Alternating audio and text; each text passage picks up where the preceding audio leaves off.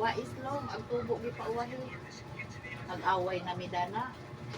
Nag-away na mi sa cellphone. Ang tubo isang kuan pahulog-hulugan ang kuan dana ang tubo gipauwahi. Sabi ko ang Itlog ko. Laki itlog ko yung mga idol. Itlog oh. Nakinabang ka na sa pera. Tapos Itlog oh, dami. pero marunong hirap sila. Ano tong piraso mga idol? Itlog oh. Hirap sila. Tapos Ano lang to, 4 ang isa. Ano, 4 yan oh. Malalaki oh. Bibinta po ako ng itlog, 4 na peso. Ayan oh. Pag gusto niyo. 4 na peso lang. Ayan oh, 4 na peso lang yan mga idol. Sige, punta kayo dito. Pinuntahan ko nung Sabado. 4 na peso lang yan. Ako nagsalita, Oh, sabi niya, ay, malalaki wala daw talaga. siyang pera kasi Ayun oh, mayroon nang bumibili kanina oh. 1, 1, 2, 3, 4, 5, 5 na bumili kanina.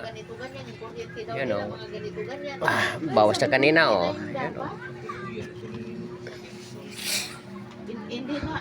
Tapos bukas ngayon may bibili ng 15, 1, 12, 12, 13, 14, 15. Ako ito.